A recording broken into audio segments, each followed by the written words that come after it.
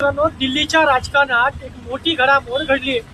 कथित मद्य धोरण घोटाळा या प्रकरणामध्ये माजी मुख्यमंत्री अरविंद केजरीवाल यांना न्यायालयाकडून मोठा दिलासा मिळाल्याची बातमी समोर आली आहे. या प्रकरणात चौकशी करत होत्या केंद्रीय यंत्रणा, एन्फोर्समेंट डायरेक्टरेट आणि सेंट्रल ब्युरो ऑफ इन्व्हेस्टिगेशन.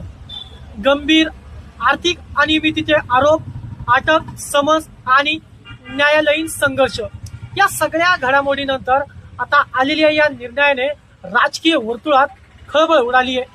आम आदमी पार्टीने याला सत्याचा विजय म्हटलंय, तर भारतीय जनता पार्टीकडून मात्र तपास अजून सुरू असल्याचं सांगितलं जात आहे. हा निर्णय केवळ कायदेशीर दिलासा आहे का, की राष्ट्रीय राजकारणात याचा मोठा परिणाम होणार आहे? भारतीय जनता पार्टीने अरविंद केजरीवाल यांच्या कार्यप्रणालीवर प्रश्नचिन्ह उपस्थित करून